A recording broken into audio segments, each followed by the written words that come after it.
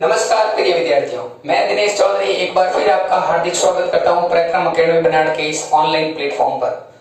प्रिय विद्यार्थियों, हम मानव शरीर के विभिन्न तंत्रों की चर्चा कर रहे हैं और आज का हमारा विषय रहेगा मानव परिसंचरण तंत्र, ह्यूमन सर्कुलेटरी सिस्टम।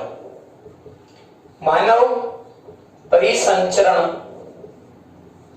तंत्र की हम चर्चा करेंगे।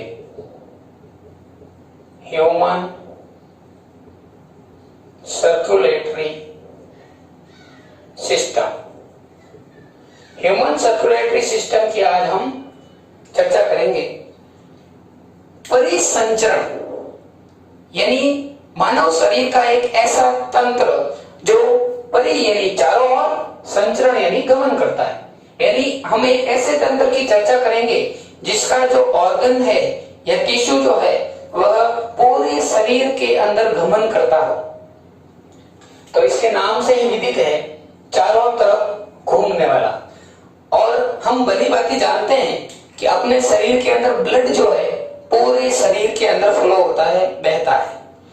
तो परिसंचरण तंत्र के विभिन्न अंगों की बात करें तो इसमें जो पहला और मुख्य अंग है वह होता है अपना रक्त, खून जिसे बोलते हैं ब्लड। दूसरा जो अपना मुख्य अंग है वह होता है रक्त वाहिकाएं, रक्त वाहिकाएं, ब्लड वेसल्स बोला जाता है जिन्हें, ब्लड वेसल्स। और तीसरा जो अपना अंग होता है वह होता है मित्रों हृदय, हार्ट। ये तीन मुख्य अंग होते हैं जो रुधिर परिसंचरण तंत्र में या मानव परिसंचरण तंत्र में महत्वपूर्ण भूमिका निभाते हैं। इन तीनों के मिलने से परिसंचरण तंत्र बनता है। परिसंचरण तंत्र के बारे में सबसे पहले हमें एक वैज्ञानिक ने नाम बताया जिनका नाम है विलियम हॉर्वे। सर्वप्रथम विलियम हॉर्वे ने 1628 ईस्वी में परिसंचरण तंत्र के बारे में हमें बताया कि अपने शरीर के अंदर ब्लड का फ्लो होता है पूरे शरीर के अंदर। वैज्ञानिक का नाम है विलियम हॉर्वे। और कब बताया? 1628 ईस्वी में हमें परिसंचरण तंत्र के बारे में बताया। बात करते हैं मित्रों परिसंचरण तंत्र के स्टडी के बारे में। तो परिसंचरण तंत्र की जो स्टडी की जाती है वह विज्ञान की जिस शाखा में की जाती है इसे एंजियोग्राफी कहा जाता है। To study about circulatory system is called angiography. Angiography की जाती है और विज्ञान की शाखा को बोला जाता है एंजियोलॉजी। एंजियोलॉजी, एंजियोलॉजी कहा जाता है। इसका अध्ययन एंजियोलॉजी कहलाता है तथा जो इसके अध्ययन में प्रयुक्त की जाती है वह क्रिया एंजियोग्राफी होती है। एंजियोग्राफी क्रिया करते हैं। बात करते हैं मित्रों सर्कुलेटरी सिस्टम की। तो इसमें जो मुख्य पदार्थ है, जो मुख्य अंग है वह है ब्लड। हमने तो पढ़ा है ब्लड एक सर्कुलेटरी टिश्यू होता है, तरल संयोजी ऊतक होता है। तो क्या ब्लड एक अंग भी है? हाँ, रक्त एक अंग भी है। क्योंकि जिस प्रकार अपने शरीर के अन्य अंग अपना खुद का कार्य खुद करते हैं, ठीक उसी प्रकार ब्लड भी अपना कार्य स्वयं करता है। अन्य अंगों की भांति ब्लड भी कार्य करता है। इसलिए ब्लड भी एक प्रकार का अंग है। और कैसा अंग है? सर्कुलेटरी ऑर्गन है, परिसंचरित अंग है। तो बात करते हैं मित्रों ब्लड से। तो सबसे पहला अपना जो टॉपिक रहेगा वह रहेगा ब्लड, रक्त। सर्वप्रथम बात करेंगे रक्त के फॉर्मेशन की। रक्त किससे बना है, कैसे बना है? तो मित्रों रक्त जो है वह दो प्रकार से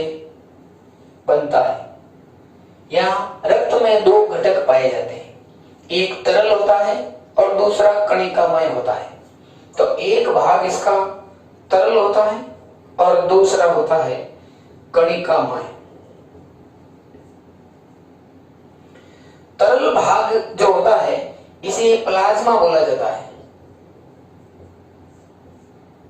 प्लाज्मा जो कि पूरे ब्लड का लगभग 55% भाग होता है, तथा ये जो कणिकामय भाग होता है या कणिकाएं जिससे बनी हुई होती है, यह कुल रक्त का 45% भाग रखती है। तरल भाग 55% और कणिका 45%। प्लाज्मा जो होता है, ये जो 55% है, इस 55% में क्या क्या होता है? तो इसमें होता है जल, प्रोटीन और लवण। यदि बात करें हम जल की, तो जल की जो मात्रा होती है वो 90 से 91% भाग होती है। और बात करें यदि प्रोटीन की, तो प्रोटीन इसमें 7% होता है, जो रक्त का धक्का जमाने में, परासरणीय दाब में तथा प्रतिरक्षा तंत्र में काम आता है। और लवण जो होते हैं वो लगभग 1% या 0.9% भाग होते हैं। जल 90%, प्रोटीन 7%। और प्रोटीन जो होते हैं वह 5 प्रकार के होते हैं। बात करें इनके प्रोटीनों की, तो जो प्रोटीन्स हैं वह होता है एल्ब्यूमिन,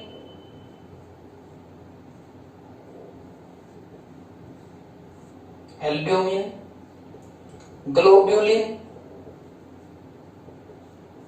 ये बनाते हैं मित्रों परासरणीय दाब।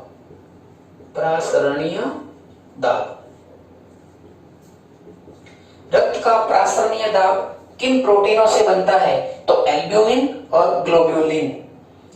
उसके अलावा बात करें हम रक्त के थक्का जमाने वाले कारकों की, तो ये होते हैं अपने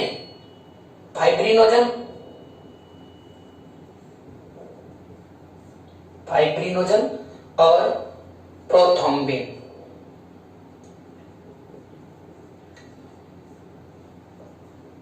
ये जो प्रोटीन होते हैं ये रक्त के थक्का जमाने में सहायता करते हैं, ब्लड क्लॉटिंग में मुख्य भूमिका निभाते हैं। इसके अलावा एक और प्रोटीन होता है इम्यूनोग्लोबिन।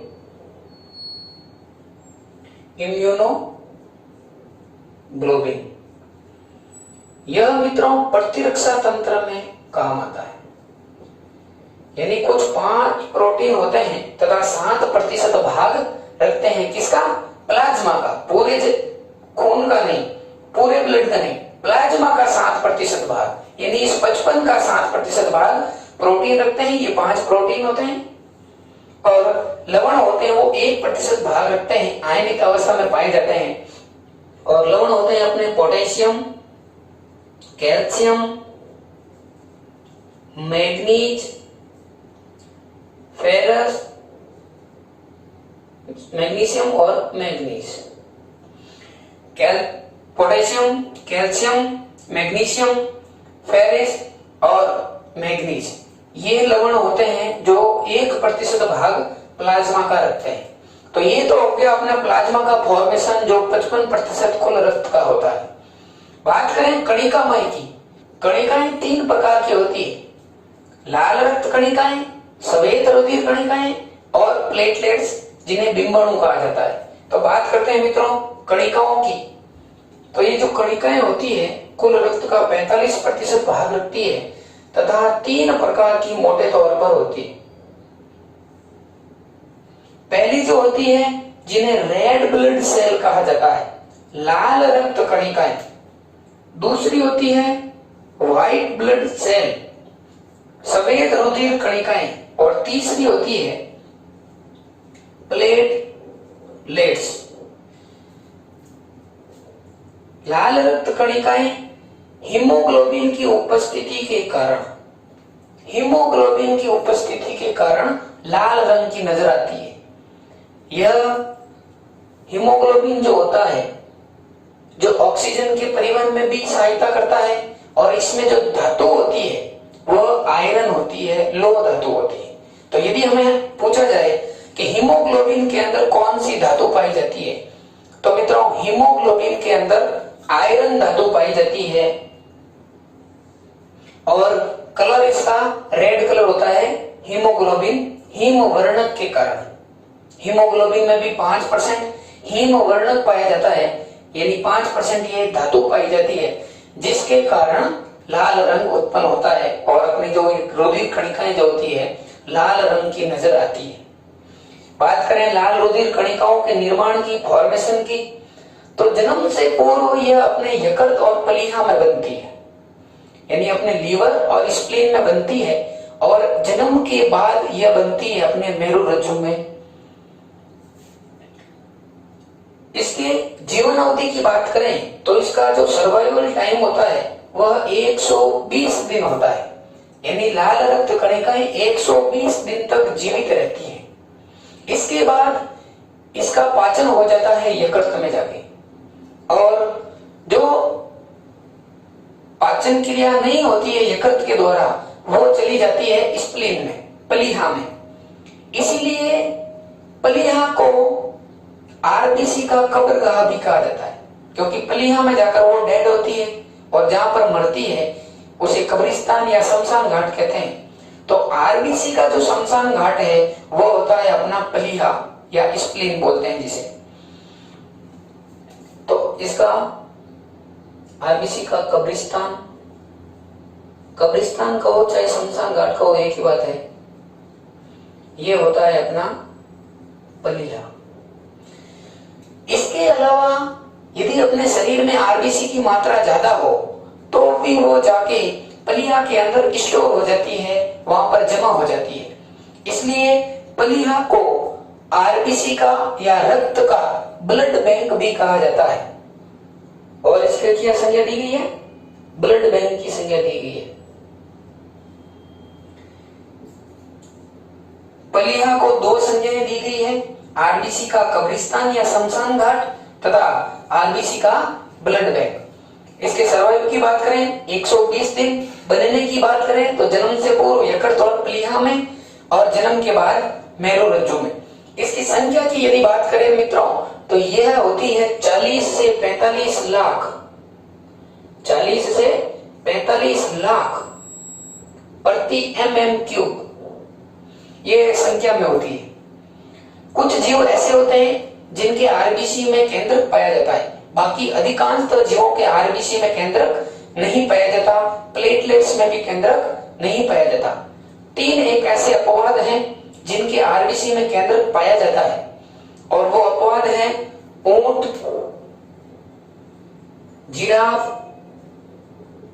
और लामा।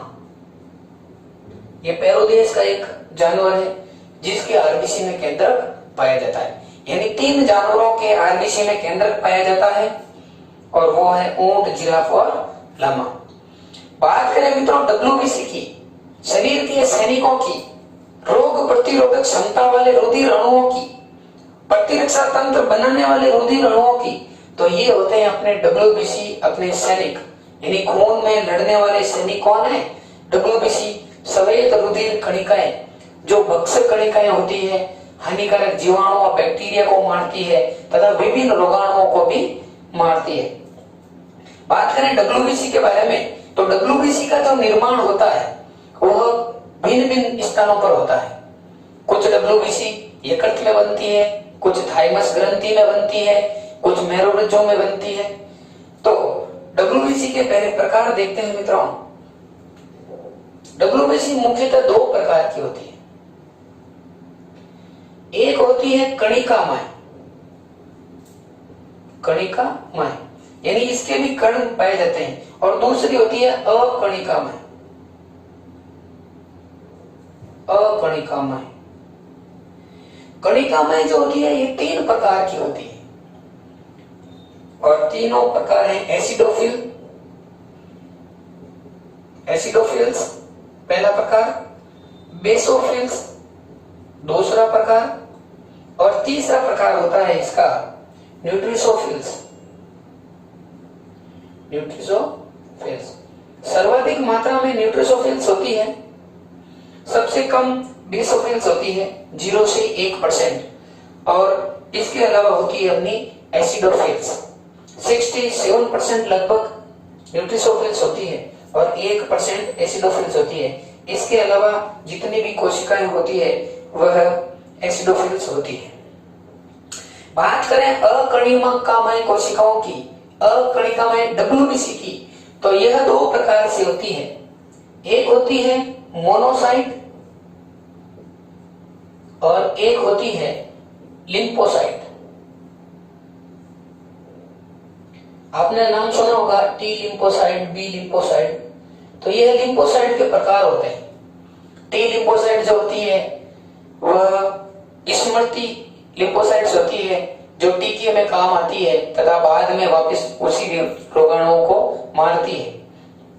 यदि आपको पोलियो का टीका दिया गया है तो जो टी लिम्फोसाइट है वह पोलियो के रोगाणुओं की छाप अपने अंदर संजो लेती है तथा बाद में जैसे ही पोलियो के रोगाणु आएंगे तो यह उसको बढ़ने नहीं देती और पहले ही उनको मार देती है। जैसे अभी वर्तमान समय में कोविड-19 बीमारी चल रही है, इसमें वायरस को मारने के लिए जो डब्ल्यूबीसी जाती है तो वायरस क्या करता है, अपनी आकृति और आकार को चेंज कर लेता है, अपना रूप बदल लेता है।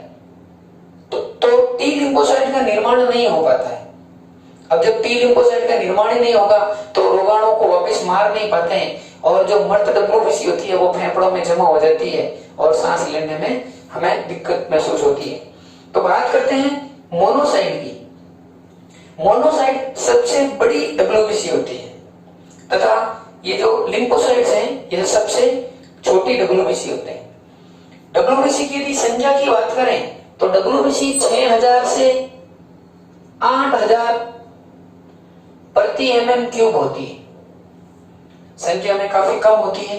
तीनों रुधिर अणुओं में कम होती है डब्ल्यूबीसी, प्लेटलेट से भी कम और आरबीसी बेस से कम होती है। संख्या में कम होती है तथा शरीर के सैनिक इन्हें कहा जाता है। इनका ये फॉर्मेशन की बात करें तो यह यकृत, प्लीहा और मेरुरज्जु तथा थाइमस ग्रंथि में बनती है। उसके बाद बात करते हैं मित्रों प्लेटलेट्स की। तो ये प्लेटलेट्स जो होती है इन्हें बिंबाणु कहा जाता है। बहुत छोटी कोशिकाएं होती है। प्लेटलेट्स का मुख्य कार्य होता है रुधिर का थक्का जमाना।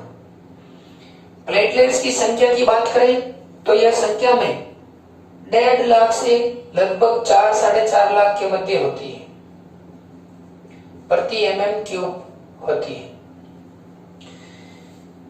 प्लेटलेट्स जो है इनकी संख्या डेंगू के समय बहुत कम हो जाती है। प्लेटलेट्स की संख्या घटकर यदि 50,000 तक आ जाए तो इसका पुनः संश्लेषण संभव हो सकता है। लेकिन यदि 50,000 से भी कम हो जाए, डेंगू के समय बहुत इसकी संभावना रहती है, तो व्यक्ति को प्लेटलेट्स चढ़ाने की आवश्यकता पड़ती है।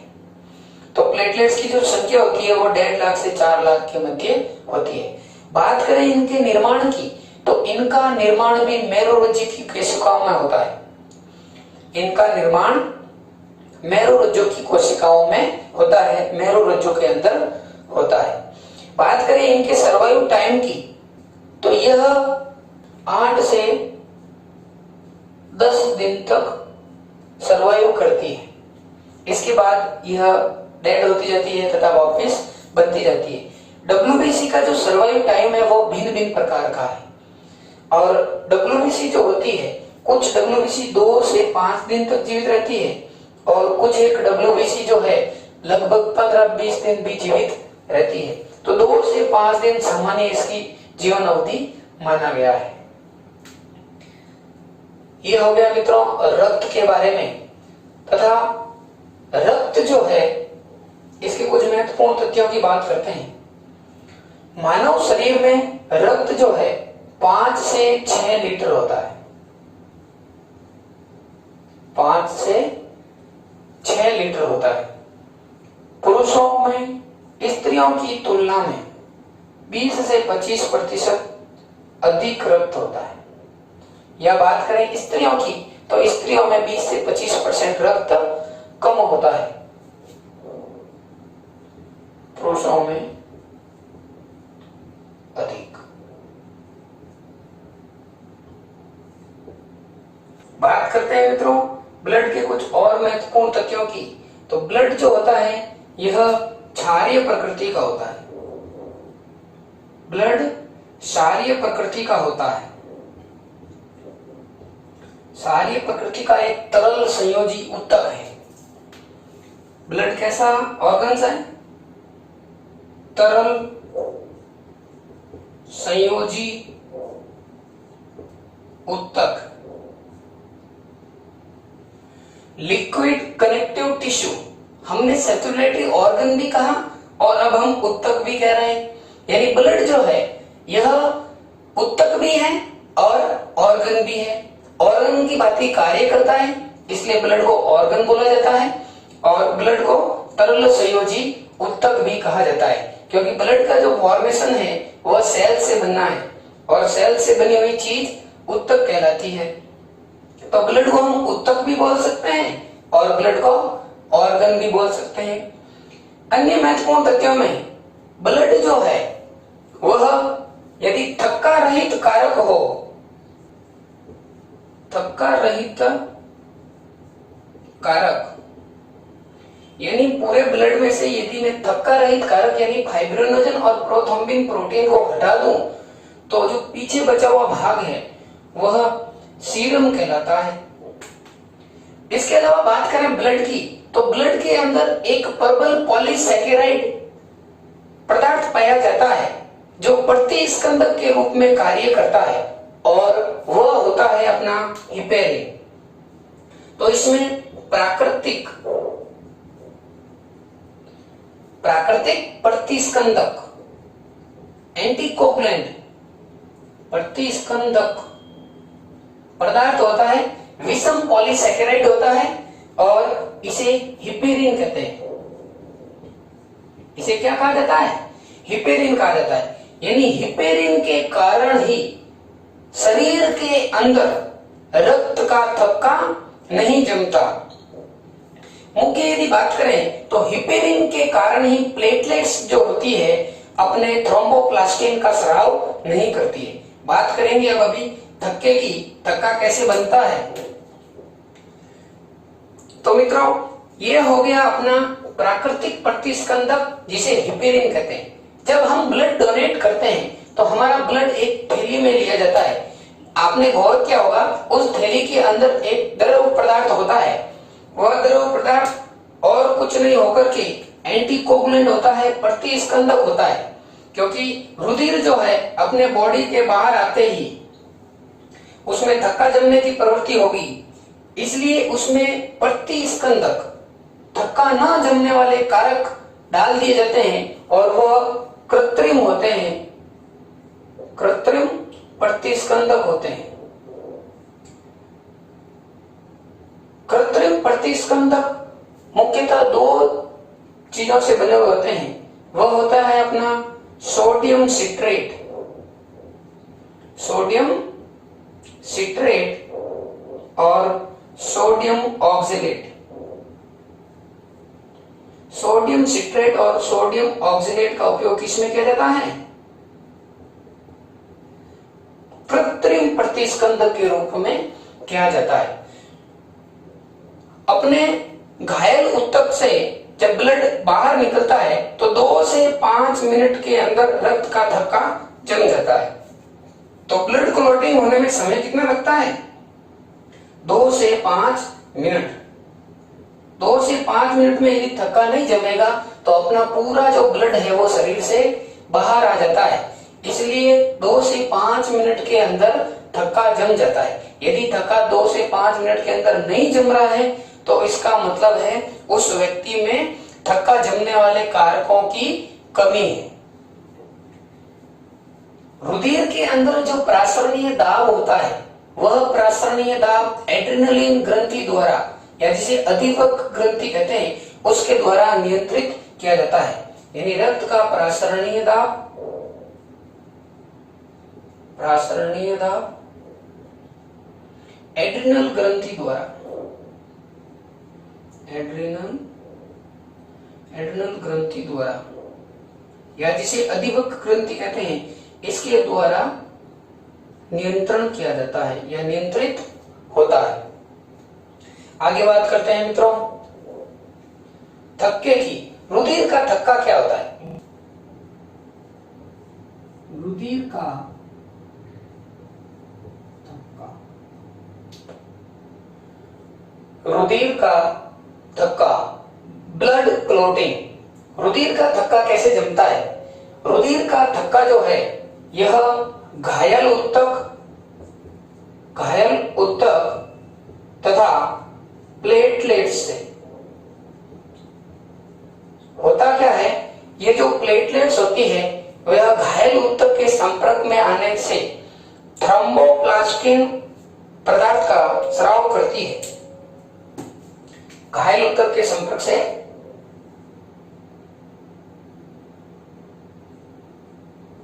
थ्रोम्बोप्लास्टिन का स्राव करती है। यह थ्रोम्बोप्लास्टिन फिर थ्रोम्बोकाइनेज में बदल जाता है, थ्रोम्बोकाइनेज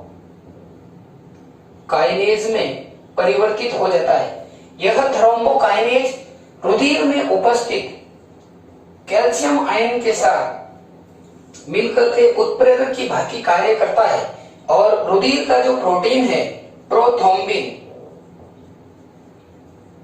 इसको बदल देता है थ्रोम्बिन में। इसके बाद ये जो थ्रोम्बिन है यह उत्प्रेरक की भांति कार्य करता है और फाइब्रिनोजन प्रोटीन को बदल देता है फाइब्रिन में। फाइब्रिन में कौन बदलता है? थ्रोम्बिन। ये जो थ्रोम्बिन है यह फाइब्रिनोजन प्रोटीन को फाइब्रिन में बदलता है और ये जो फाइब्रिन है इसके ऐसे जाल बन जाते हैं तथा इन जालों के अंदर आके अन्य रुधिर अणु और प्लेटलेट्स इकट्ठी हो जाती है। इसे रुधिर का थक्का जमना कहते हैं। इसे रुधिर का थक्का जमना कहते हैं। यह होता है मित्रों रुधिर का थक्का। क्या होता है? घायल ऊतक और प्लेटलेट्स जब मिलते हैं तो प्लेटलेट्स थ्रोम्बोप्लास्टिन का स्राव करती है, फिर थ्रोम्बोप्लास्टिन जो है थ्रोम्बोकाइनेज में बदलता है और ये थ्रोम्बोकाइनेज रुधिर में उपस्थित कैल्शियम आयनों के साथ मिलकर उत्प्रेरक की भांति कार्य करता है और जो अपना प्लाज्मा है उसमें जो प्रोटीन पाया जाता है प्रोथ्रोम्बिन, उस प्रोथ्रोम्बिन को थ्रोम्बिन में कन्वर्ट करता है। फिर ये थ्रोम्बिन जो है ये भी उत्प्रेरक की भांति कार्य करता है और जो दूसरा प्रोटीन है रक्त का थक्का जमाने वाला फाइब्रिनोजन, उसको फाइब्रिन में बदलता है। फिर फाइब्रिन के तंतु और जाल बनते हैं और उसके अंदर आकर अन्य रुधिर अणु इकट्ठा होते हैं। जिस प्रकार छलनी के अंदर दूसरे अवशिष्ट पदार्थ रुकते हैं, ठीक इसी प्रकार इस जाल के अंदर अन्य रुधिर अणु आके इकट्ठा होते हैं और रुधिर का थक्का जमता है। इसे ही ब्लड क्लॉटिंग कहते हैं। आगे बात करते हैं मित्रों रुधिर के विभिन्न कार्यों के बारे में। तो रुधिर के जो कार्य हैं, रुधिर के कार्य, रुधिर का जो मुख्य कार्य है वह है परिवहन करना। यह किसका परिवहन करता है? गैसों का परिवहन, अपने ग्लूकोज तथा ये जितने भी आवश्यक तत्व है उनका परिवहन, उसके साथ साथ ये अपशिष्टों का भी परिवहन करता है। तो इसका मुख्य जो कार्य है वह है परिवहन करना, यानी ये स्वयं के साथ साथ oxygen, carbon dioxide, glucose, vitamin, hormone तथा अन्य अपशिष्ट जो है जैसे यूरिया, यूरिक अम्ल तथा अन्य आयनों यानी खनिज लवण, खनिज लवणों का क्या करता है? परिवहन करता है। इसके अलावा यह थक्का जमाने का कार्य भी करता है, थक्का जमाने का कार्य भी करता है और रुधिर जो है वह अपने शरीर का पीएच मान, जल तथा शरीर के विभिन्न भागों के अंदर आयनों का संतुलन भी बनाए रखता है। आयनों का संतुलन भी बनाए रखता है, पीएच मान का भी नियंत्रण करता है, जल में सभी अंगों को, ऊतकों को जल से संतुलित करता है तथा आयनों का संतुलन भी बनाए रखता है। इसके अलावा रक्त जो है यह शरीर का ताप नियंत्रण भी करता है। शरीर का ताप नियंत्रण कैसे करता है मित्रों? शरीर के विभिन्न भागों में होने वाली उपापचय क्रिया के दौरान रक्त का ताप बढ़ जाता है। तो रक्त क्या करता है, जो शरीर की बाहरी सतह है, त्वचा है, इसके बाहरी आवरण में आकर बहता है और अपना ताप कम करता है। तो इस प्रकार ये शरीर का तापमान भी नियंत्रण करता है। जब बाहरी सतह पर बहेगा तो इसके तापमान में कमी आएगी। तो शरीर के ताप नियंत्रण की क्रिया में रक्त जो है अधिकांश बाहर आकर बहता है। तो इस प्रकार ये शरीर का ताप नियंत्रण भी करता है। इसके अलावा रक्त जो है विभिन्न रोगाणुओं तथा जीवाणुओं से शरीर के संक्रमण से बचाता है। तो शरीर की अनेक रोगों से रक्षा भी करता है, रोगों से सुरक्षा भी करता है। तो ये कार्य हो गए मित्रों ब्लड के। मुख्य कार्य है परिवहन करना, रक्त का थक्का जमाना, पीएच, जल तथा आयनों का शरीर के अंदर संतुलन बनाए रखना, शरीर का ताप नियंत्रण करना तथा विभिन्न रोगों और जीवाणुओं को मार करके शरीर को रोग मुक्त रखना। ये इतने सारे कार्य होते हैं मित्रों ब्लड के।